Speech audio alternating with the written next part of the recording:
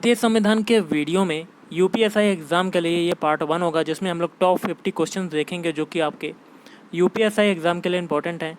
जो लोग तैयारी कर रहे हैं तो एक पार्ट बाय पार्ट देखते रहिएगा, इसमें से आपको क्वेश्चंस मिल जाएंगे, लगभग 10 से 15 क्वेश्चंस एग्ज़ाम के लिए।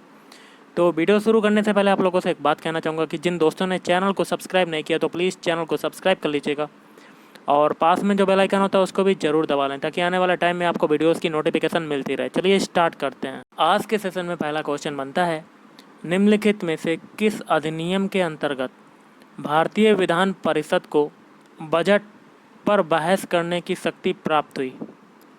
ऑप्शन बी, भारतीय परिषद अधिनियम 1892। संविधान सभा में सदस्यों का चुनाव कैसे हुआ था? तो ऑप्शन डी, प्रांतीय विधान सभाओं द्वारा। अगला है, सूची 1 को सूची 2 से सुमेलित कीजिए तथा सूचियों के नीचे दिए गए कोड से सही उत्तर का चयन कीजिए। तो गाइज इसको कैसे करेंगे? मिलान करना है कोड के माध्यम से। तो इसका आंसर हो जाएगा आपका ऑप्शन बी। थोड़ा सा छोटा करते हैं जिससे कि आपको मिलान करने में आसानी हो। देखिए, पहला आपका है नियंत्रण परिषद की स्थापना, इसका हो जाएगा दूसरे से। पिट्स का भारतीय अधिनियम 1784। फिर है सर्वोच्च न्यायालय की स्थापना, इसका क्या होगा? पहले से। नियामक अधिनियम 1773। फिर है इंग्लिश मिशनरियों को भारत में कार्य करने की अनुमति, ये हो जाएगा चौथे से। गाइस इसका हो जाएगा आपका तीसरे से, मतलब सी का हो जाएगा तीसरा। चार्टर अधिनियम 1813। फिर है गवर्नर जनरल की परिषद में कानूनी सदस्य की नियुक्ति, इसका हो जाएगा चौथे से। चार्टर अधिनियम 1833। अगला क्वेश्चन है, निम्नलिखित में से किस अधिनियम में कलकत्ता में सर्वोच्च न्यायालय की स्थापना का प्रावधान किया गया था? Option A, regulating act 1773। केंद्र में द्वैध शासन किस अधिनियम के अंतर्गत स्थापित किया गया? तो ऑप्शन सी, भारत सरकार अधिनियम 1935।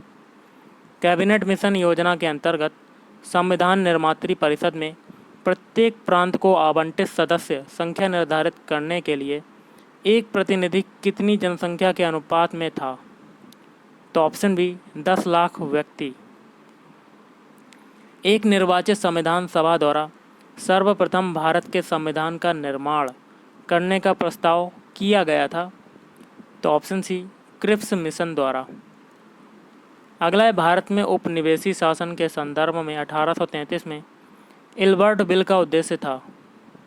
तो ऑप्शन ए, जहां तक अदालतों की दांडिक अधिकारिता का संबंध था, भारतीय तथा यूरोपीय लोगों के बराबरी पर रखना। राष्ट्रपति की अध्यादेश निर्गत करने की शक्ति प्रेरित है? तो ऑप्शन बी, भारत सरकार अधिनियम 1935 द्वारा। भारतीय विधान पालिका प्रथम बार द्विसदनीय बनाई गई? तो ऑप्शन सी, 1919 के भारत सरकार अधिनियम द्वारा। अगला है, 1919 के भारत शासन अधिनियम की निम्नलिखित में से कौन सी प्रमुख विशेषता है? कोड के माध्यम से बताना है।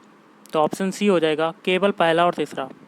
पहला देखिए क्या है, प्रांतों की कार्यकारिणी सरकार में द्वैध शासन की व्यवस्था। और तीसरा क्या कहता है, केंद्र द्वारा प्रांतों को विधायिनी शक्ति का हस्तांतरण।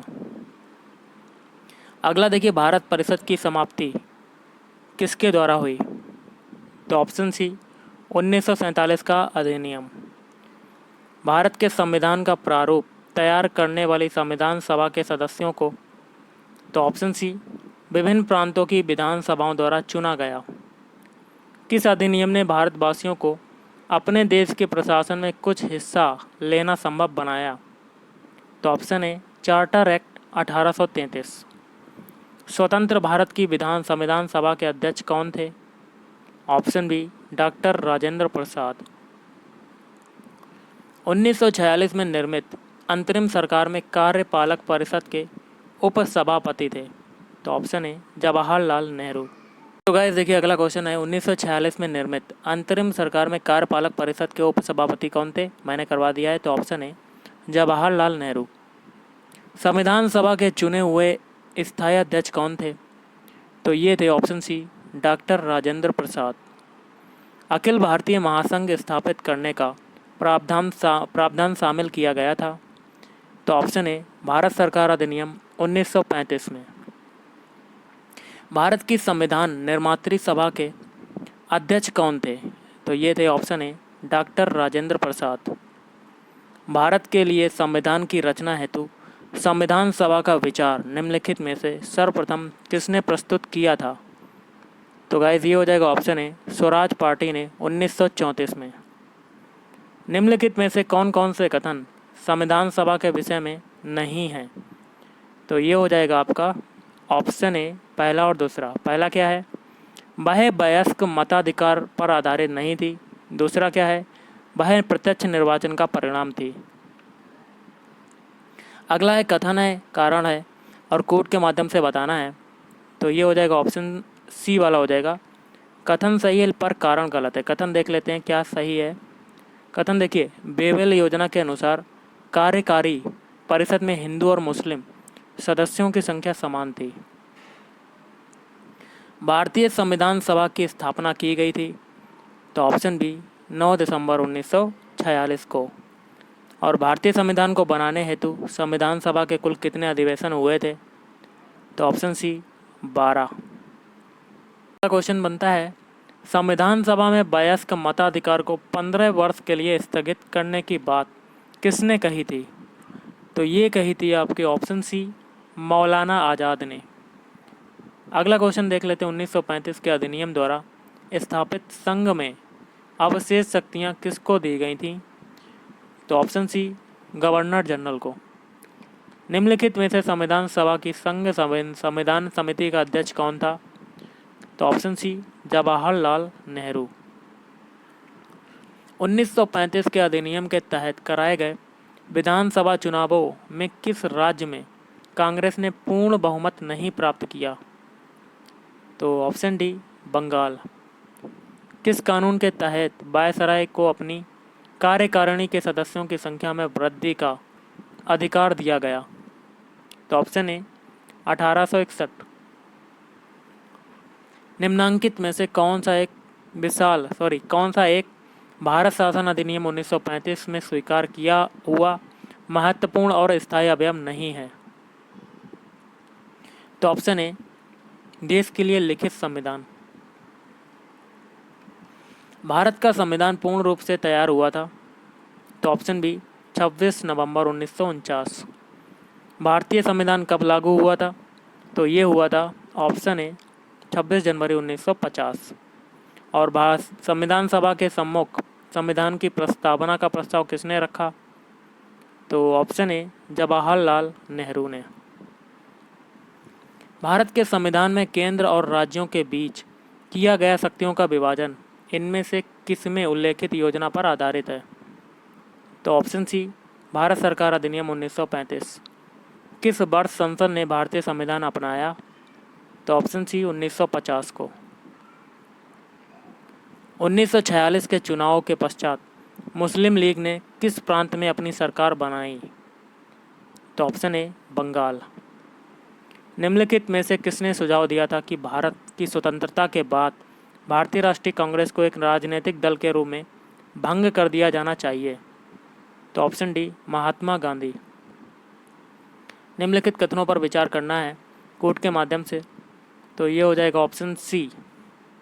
तो 1 और 2 दोनों सही हैं। तो पहला क्या कहता है, तृतीय गोलमेज सम्मेलन के विचार विमर्श को परिणति भारत सरकार अधिनियम 1935 के पारित होने के रूप में हुई।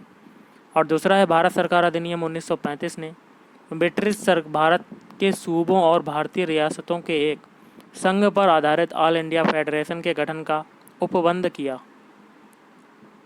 निम्नलिखित कथनों पर विचार करना है और कौन सा कथन सही है तो वो बताना है कोर्ट के माध्यम से।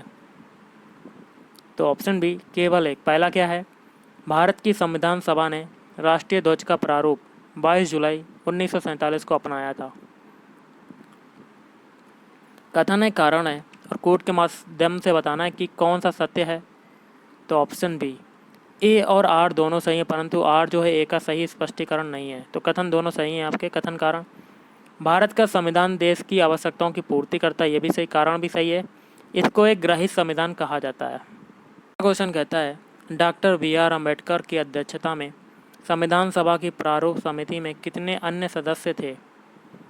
तो ऑप्शन बी 6 सदस्य। भारतीय संविधान की प्रारूप समिति का अध्यक्ष कौन था? तो ये हो जाएगा आपका option A doctor Bhimrao Ambedkar. 1937 के चुनाव के पश्चात यूपी में गठित मंत्रिमंडल में किसको वित्त विभाग दिया गया था?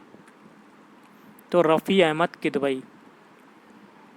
संविधान सभा में डॉक्टर बी.आर. अम्बेडकर की अध्यक्षता में प्रारूप समिति का गठन कब किया? 29 अगस्त 1947। निम्नलिखित में से किस अधिनियम ने संवैधानिक निरंकुशता के सिद्धांत का अनुमोदन किया? तो ऑप्शन सी 1935 का अधिनियम। संविधान सभा की प्रांतीय संविधान समिति का अध्यक्ष कौन था? तो option D Sardar Patel. Doctor Bhimrao Ambedkar का जन्म और मृत्यु कब हुआ? तो ऑप्शन बी 1891 और 1956। किस वर्ष में जनगण मन को भारत के राष्ट्रगान के रूप में अपनाया गया? तो ऑप्शन सी 1950। संविधान पांडुलेखन समिति का निम्न में से कौन सदस्य नहीं था? तो ऑप्शन डी जवाहरलाल नेहरू। और आज का लास्ट क्वेश्चन है भारतीय संविधान को अपनाया गया था? तो ऑप्शन ए संविधान सभा द्वारा। तो गाइस आज के इस वीडियो में इतना ही। थैंक यू, धन्यवाद, आपका दिन शुभ रहे।